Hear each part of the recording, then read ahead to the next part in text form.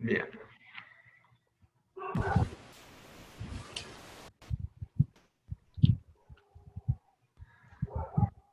Si no me dicen, nos podríamos haber quedado toda la clase en las penumbras. Bueno, lo que les mencionaba era esto, digamos, que es una breve descripción, sobre todo de algunos efectos adversos de los imidazoles. En realidad, son compartidos con los triazoles, pero como vamos a hablar más de imidazoles con ustedes, les quise resaltar esto. El principal efecto adverso que tienen, y que es muy bajo riesgo por vía tópica, es la toxicidad hepática. ¿Sí? Puede haber otra cantidad de problemas, pero es relativamente irrelevante. Y les estaba agregando que la terbinafina también puede tener, con bajas frecuencias, mucho menos que los azoles, toxicidad hepática, y que es otra de las drogas que también con bajas frecuencias puede producir fotosensibilización.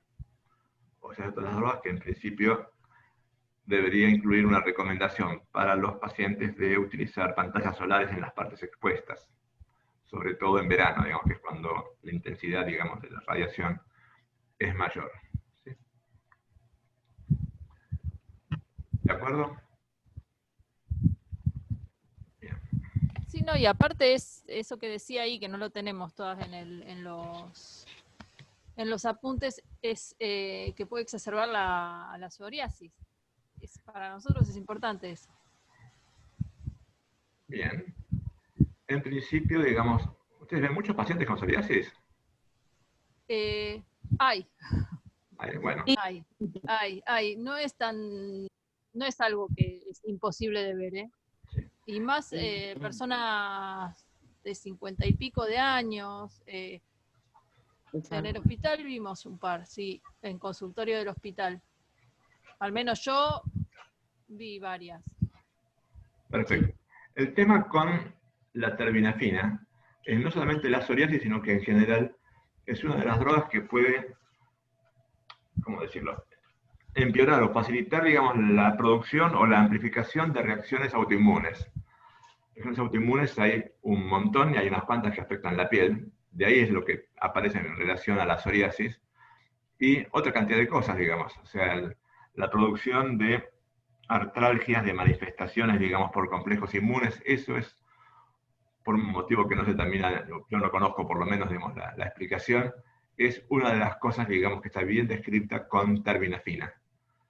Por otro lado, si bien es raro que tenga mucho riesgo de toxicidad hepática, digamos, es de buena práctica antes de empezar el tratamiento, como normalmente va a ser un tratamiento que va a demorar bastante tiempo, y la probabilidad, por lo tanto, de aparición de problemas es relativamente alta, saber cómo les funcionaba el hígado antes de empezar. ¿Sí? Igual, terbinafina sistémica no pueden prescribir ustedes una cosa, ustedes no pueden prescribir nada, digamos, pero digamos, la prescripción de terbinafina, digamos, normalmente lo va a estar haciendo un médico y seguramente esto se lo debería haber mencionado. Pero si no se lo mencionó, digamos, tal vez es prudente que uno le comente, digamos, la utilidad de hacer algunas medidas preventivas, como por ejemplo evitar el riesgo de fotosensibilización o afines. Bien, hay otra cantidad de enfermedades infecciosas que son relevantes para ustedes.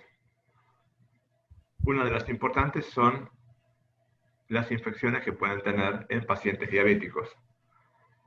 Quizás esto sería prudente que lo viéramos hablando un poquito de diabetes, mejor que acá. Bueno, yo esta versión, digamos, corregida del PowerPoint se la voy a mandar dentro de un rato, porque estaban faltando un par de cosas, ¿sí?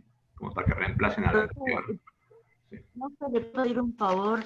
¿Puede usted después grabar la primera parte que no estuvo grabando? Así lo tenemos también. Escribe todas las primeras filminas. ¿Vio que no había estado grabando? Antes estaba grabando, me parece que se salió cuando cerró la compartir pantalla. Probablemente, pues la primera parte bueno. seguro estaba grabando. O sea, debe estar faltando, digamos, los primeros 2 o 3 esquemas de la segunda parte. Bien, entonces, Bueno, cerramos este.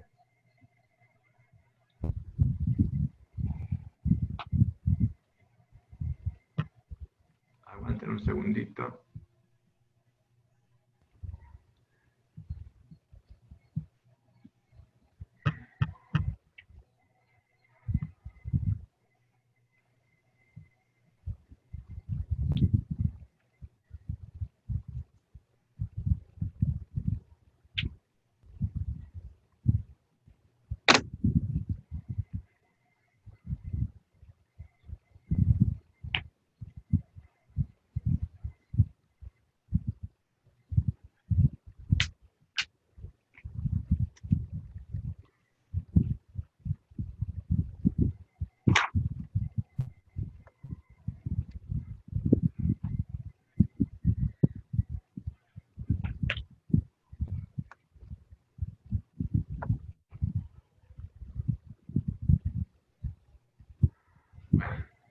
Entonces, vamos a ver un poquitito de diabetes, que es lo que enmarcaba, digamos, eso que aparecía de infecciones en pie diabético. ¿Sí?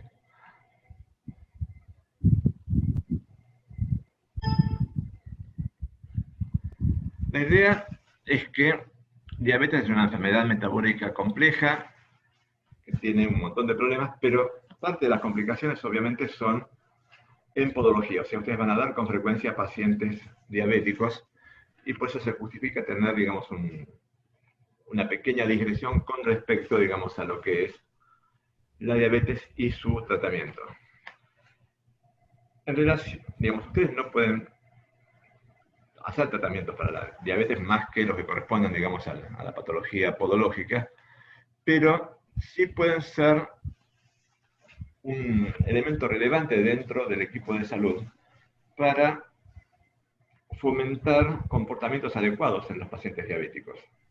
Por múltiples motivos, los pacientes diabéticos, sobre todo los pacientes diabéticos juveniles, digamos, que justamente empezaron su enfermedad en la infancia o en la adolescencia, son pacientes que tienen mucha dificultad en hacer el tratamiento y en seguir adecuadamente, digamos, las consignas que se le dan. Entre otras cosas porque es una enfermedad, digamos, que los va a acompañar toda la vida y que les genera una enorme cantidad, digamos, de modificaciones que en general, digamos, no son agradables. Conclusión, todo lo que uno puede hacer para reforzar, digamos, el mejor nivel posible de adaptación y de ajuste al tratamiento va a ser beneficioso para el paciente. Probablemente la chance que tienen ustedes de hablar con el paciente es relativamente alta y según el contexto en el cual se produce puede llegar a ser más receptivo, por lo menos en muchos casos. ¿Sí? Por otro lado, el tratamiento de la diabetes con alguna frecuencia produce algunos efectos adversos y uno con el que se puede encontrar, digamos, en cualquier momento, porque son cosas frecuentes, es la producción de hipoglucemia. Conclusión, deberían poder darse cuenta si un paciente está entrando en hipoglucemia y tener a mano por lo menos los elementos mínimos como para tratar de corregirla. Básicamente, eso es como mínimo, digamos, un vaso de una bebida gaseosa, digamos, que tenga azúcar, no las diet, obviamente.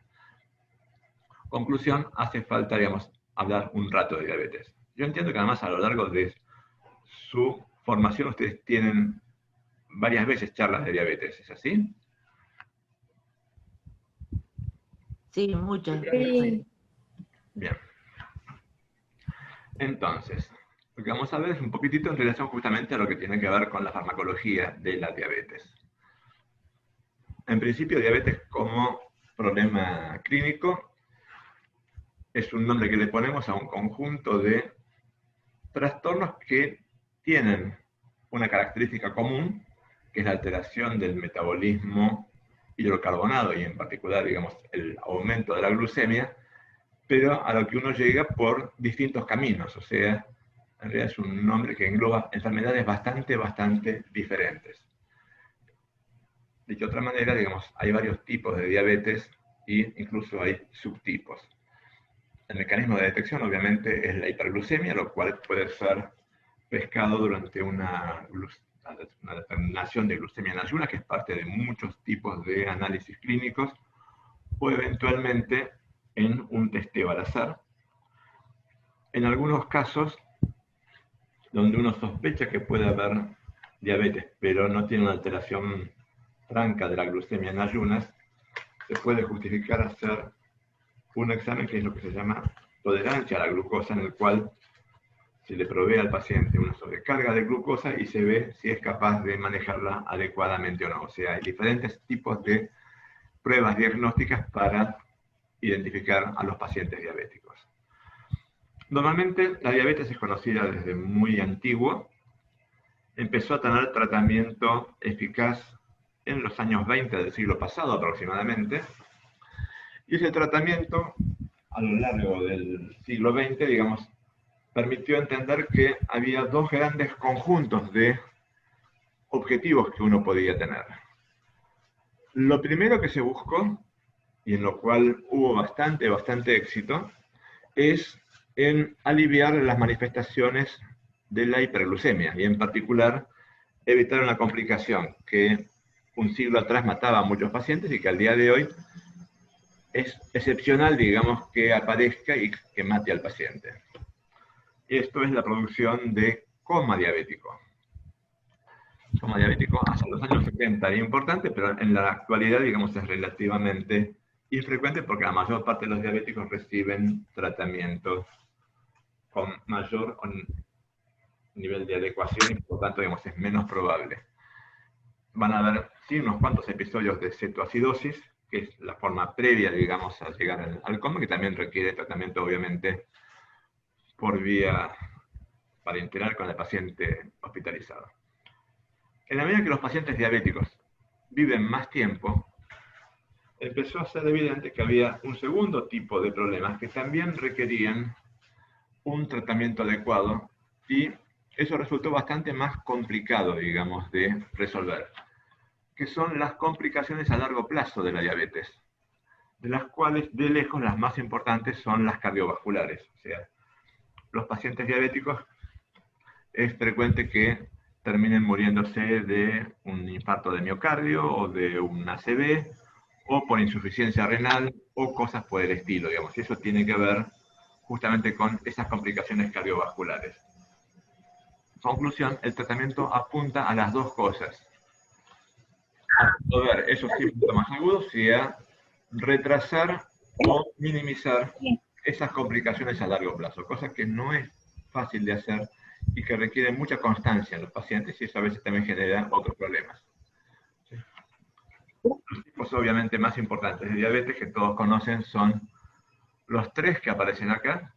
El primero, que se conoce como diabetes de tipo 1, que, como les recuerda el esquemita, básicamente es una enfermedad autoinmune, frecuentemente en la infancia, a veces en la adolescencia, en la cual, con frecuencia en el contexto de alguna infección viral, se produce un reconocimiento equivocado en el cual el sistema inmune identifica a las células beta del páncreas como blanco de su acción y arma una respuesta que lleva a su destrucción.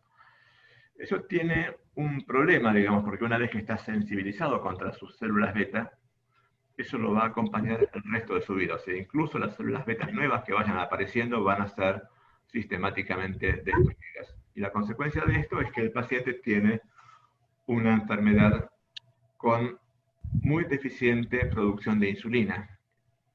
Esto, por lo tanto, va a requerir desde el principio tratamiento de reemplazo con insulina exógena. Eso fue lo que se empezó a entender en los años 20 del siglo pasado, como yo les mencionaba, y objetivamente ha tenido alguna chance de éxito, y en la actualidad incluso los pacientes reciben tratamiento con insulina humana desde los años 80 aproximadamente, que reduce la cantidad de algunos problemas, pero obviamente, digamos, no se cura.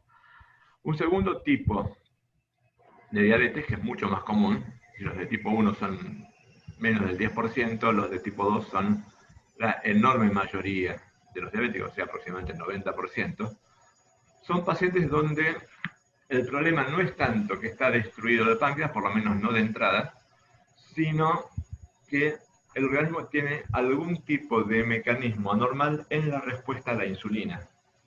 Esto es, no es capaz de generar la insulina la respuesta que debería estar produciendo normalmente. Eso se describe diciendo que tiene resistencia a la insulina.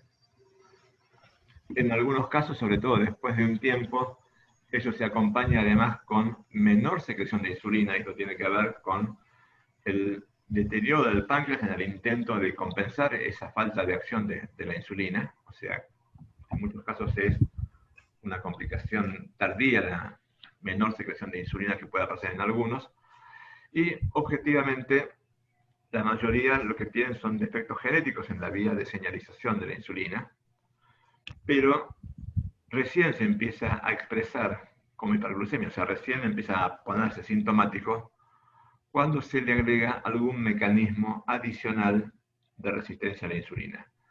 De lejos, el más común de esos mecanismos adicionales de resistencia es la obesidad, o sea, el sobrepeso. Con lo cual, muchos pacientes con diabetes de tipo 2 que tenían su trastorno genético de resistencia a la insulina desde que nacieron, empiezan a tener hiperglucemia y complicaciones de la misma en los 40, 50 años, casi siempre en asociación con un importante, digamos, exceso de peso con alguna otra cosa agregada que le genere resistencia a la insulina. La otra cosa que típicamente también contribuye a tener menos acción de la insulina es la falta de actividad física, el sedentarismo. Obesidad y sedentarismo son dos de los principales enemigos de nuestra sociedad en general y de los diabéticos en particular, y esto hace que dos patas críticas del tratamiento, además de cualquier cosa que uno pueda pensar en emplear como medicamento, sean la dieta y el ejercicio.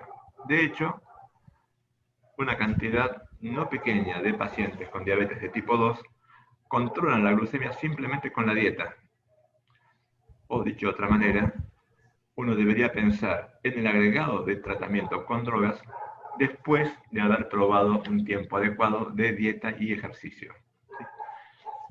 Un tercer subgrupo que en realidad está dentro de lo que es diabetes de tipo 2, o sea, resistencia a la insulina, es cuando esa resistencia es generada básicamente por los cambios hormonales asociados al embarazo.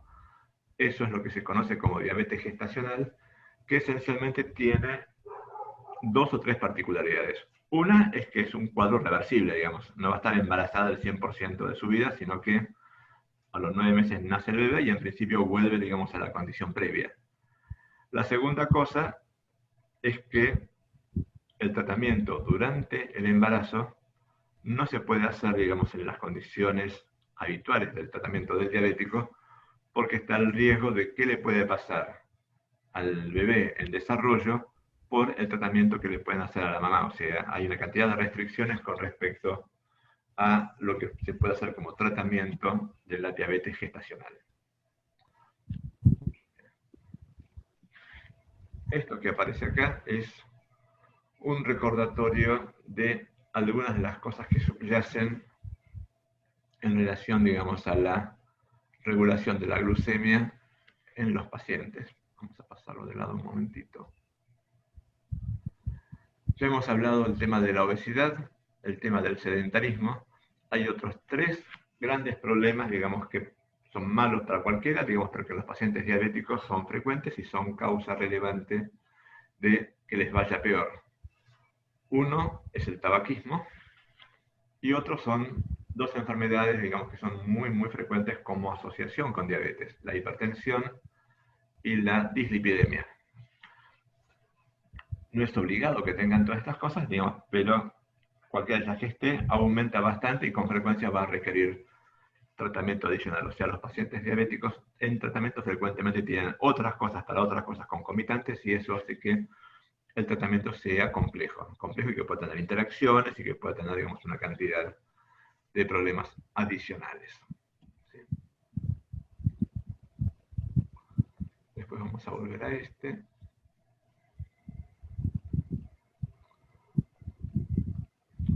Esto que aparece acá intenta recordarles por qué tener sobrepeso es malo en diabetes. ¿Sí? Por un lado, el tejido adiposo tiene no solamente la capacidad de depositar la grasa, sino que tiene un conjunto de células de tipo inflamatorio. Yo creo que algo de esto hablamos cuando vimos inflamación, pero no estoy seguro si lo llegamos a discutir en la práctica, digamos, que tenga. Los inflamatorios es que tienen una fuente importante de producción de citoquinas proinflamatorias, las mismas que vimos cuando hablamos de inflamación. Estas citoquinas proinflamatorias generan una cantidad, digamos, de problemas, uno de los cuales es, por ejemplo, incrementar la destrucción de las células beta. Si tenía resistencia a la insulina, no necesariamente tenía pérdida de células beta, pero si tiene obesidad, va a empezar a agregarle un mecanismo de daño que va a reducir su masa de células productoras de insulina, con lo cual todos los problemas que tenía se van a estar amplificando. Por otro lado, las citoquinas proinflamatorias, estas rayitas, digamos, con una especie de tope en el extremo, significa inhibición. La insulina inhibe a las proinflamatorias y las proinflamatorias inhiben la señalización de la insulina. O sea, que tenga esta citoquina significa que va a tener más resistencia a la insulina que la que ya tenía. Y por supuesto, cuanto más tejido adiposo tiene, más va a tener de cada una de estas cosas, con lo cual el sistema claramente se va a descompensar. El tema de la obesidad es un problema y en relación al tratamiento es un problema más grande todavía porque algunos de los tratamientos le dificultan que vaya a tener una adecuada respuesta. Una pieza crítica en todo eso es esta hormona que aparece acá en este recuadrito, en este rectángulo arriba, que es la leptina. ¿Les suena la leptina? ¿Escuchaban hablar de leptina? Sí. ¿Qué cosa es?